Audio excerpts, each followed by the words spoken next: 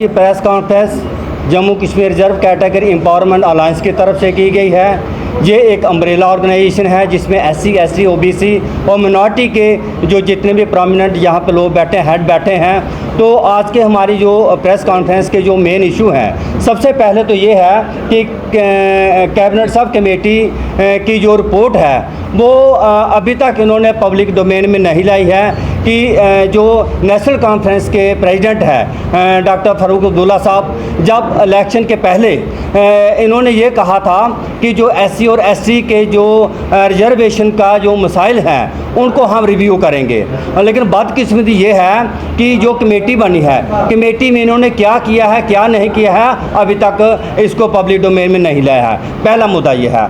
दूसरा ये है कि 2015 अक्टूबर से लेकर अभी तक 2025 जो है वो ख़त्म होने जा रहा है। रिजर्वेशन प्रमोशन का जो मसला है वो ज्यों का तो पड़ा है। और जैसे मेरे साथी ने कहा कि एज ए प्राइवेट पार्टी हमें अपेक्स कोर्ट में जाना पड़ा, बल्कि ये ड्यूटी जो है ये सरकार की बनती थी। सरकार ने इसके ऊपर कोई भी जो है जो पेन नहीं ली, वो ऐसे ही मसला पड़ा है।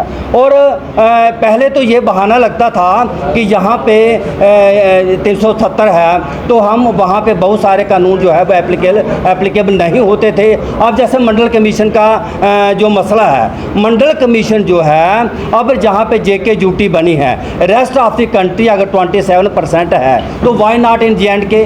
अब यहाँ पे 27% जो है वो मिलना चाहिए। पहले 2% था, अब इनको 4% करते हैं। और इनकी जो बरादरियाँ जो हैं वो 42 कर दी हैं। अब जैसे हमारा 8% था, 8% तो बड़ी दूर की बात है, हमारा अभी तक बैकलॉग जो है वो 4% पूरा नहीं हुआ। और 2015 से लेकर आज दिन तक जो है उसको स्टॉक डाउन कर दिया। और बदकिस्मती ये है कि चाहे हम CM की बात करें, जितने CM रहे हैं, जितने हमारे LG रहे हों, जितने हमारे एडवाइज़र रहे हों, और हमने जो गुहार है अपने फंडामेंटल राइट की वो इनके साथ लगाई, लेकिन इन्होंने बिल्कुल भी कोई भी इसके ऊपर तवज्जो नहीं दिया।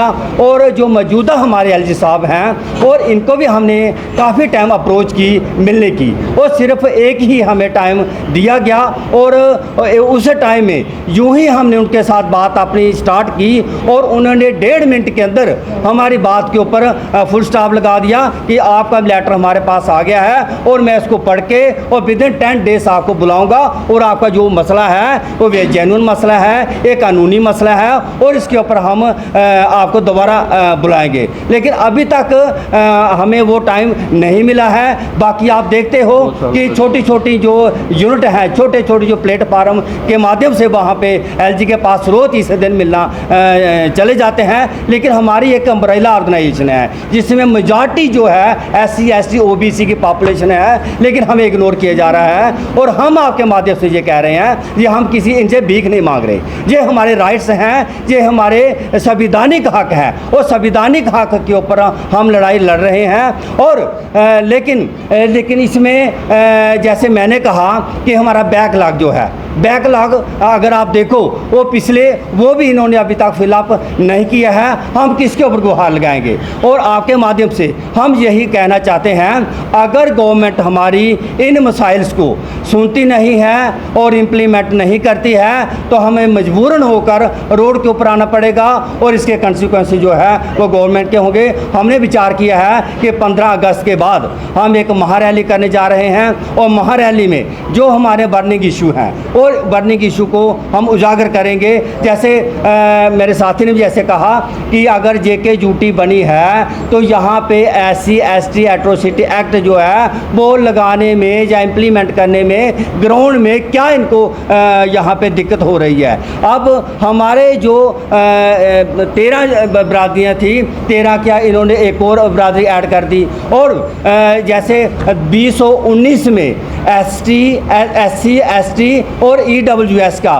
प्रेसिडेंशियल ऑर्डर आता है, उस प्रेसिडेंशियल ऑर्डर में रातों रात EWS को जो उनका राइट थे वो मिल गए। हम उसका अपोज नहीं कर रहे। हम ये कहते हैं अगर उनको EWS का बेनिफिट मिला तो इनको SC और ST को क्यों नहीं? यहाँ पे कौन सी प्रॉब्लम आ गई? तो इसे ये क्लियर होता है कि गवर्नमेंट की जो मंशा है SC और ST OBC के प्रति वो ठीक नहीं है। और हम आपके माथे यही कहते कहना चाहते हैं कि गवर्नमेंट ने इसके ऊपर संज्ञान लेना चाहिए। अल्टीमेटली हमारे ऊपर एक ही समाधान है कि हम रोड के ऊपर आएंगे। जय भीम, जय